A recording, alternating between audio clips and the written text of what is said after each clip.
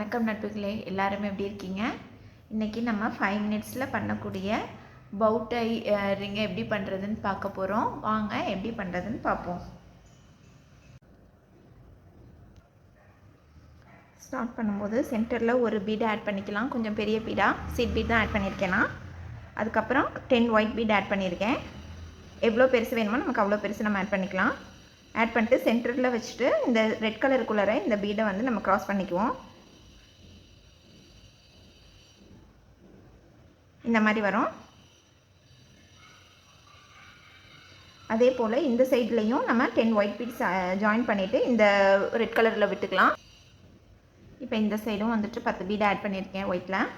இதை வந்து இப்போ நம்ம ரெட் கலருக்குள்ளே ஜாயின் பண்ணிக்கலாம்.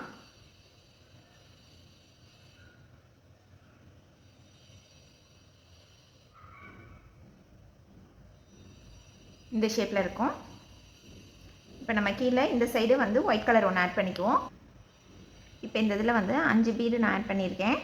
5 பீடில் 1 ஸ்கிப் பண்ணிவிட்டு அடுத்த 4 பீட்குள்ளாரையும் நம்ம வந்து உள்ளே போய்க்கலாம்.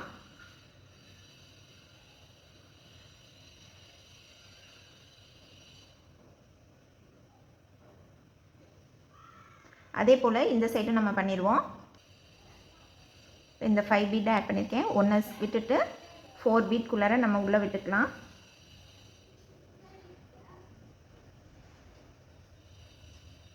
இப்போ நல்லா டைட்டாக இழுத்துக்குவோம்.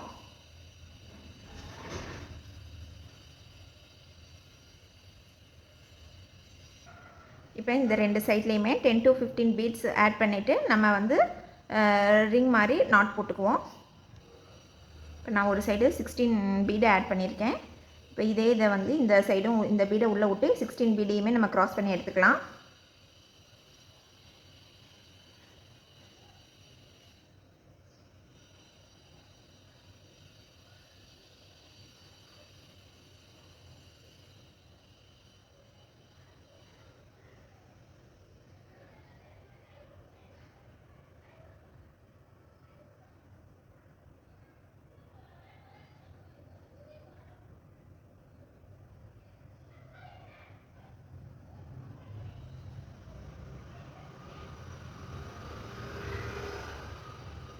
இப்போ ஓரளவுக்கு ஃபுல்லாக கவர் பண்ணிட்டோம். இப்போ இந்த இடத்துல நாட் போட்டோன்னா இது டைட் ஆயிரும்.